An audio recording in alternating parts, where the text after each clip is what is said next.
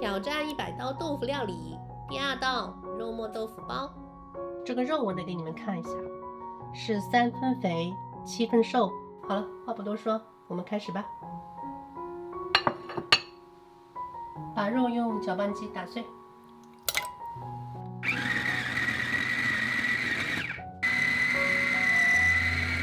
现在所有食材都准备好了，少来一点油。肉末下到锅里面，把它炒香。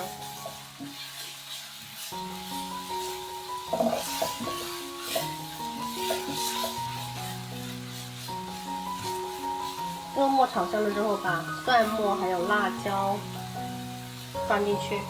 不喜欢吃辣的就不要放辣椒啊。把蒜香味炒出来。这个时候呢，我准备倒一点点我自己炸的葱油，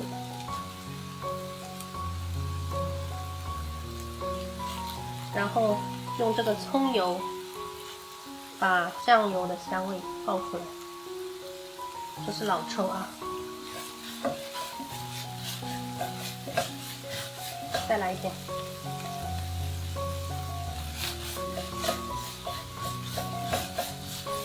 酱油直接倒在油锅里面，这样炒的时候，它的香味就完全会激发出来，很香的酱香味。好了，这个时候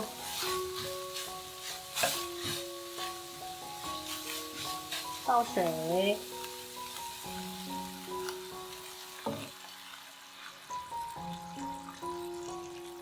盖上盖子，炖这个肉汤。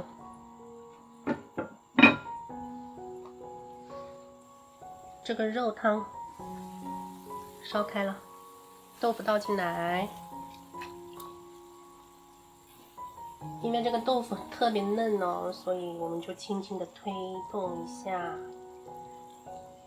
让它盖在这个汤汁里面。等这里烧开了之后，我们再换到砂锅里面。我已经开盖煮了这么一会儿，豆腐的腥味已经跑出去了。这个砂锅是在预热的状态，现在。好，豆腐倒进来，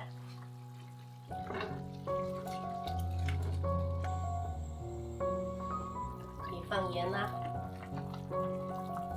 来一勺盐，1小勺。一点点花椒粉和白胡椒粉，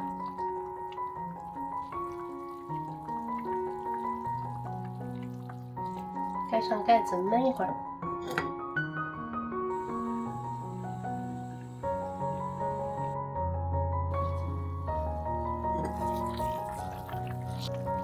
来一点松鲜鲜。淋一点水淀粉来收汁，来一点葱花、辣椒，好啦，肉末豆腐好啦，很 Q 弹的，短短短。这拿来拌饭不得下2碗米饭啊！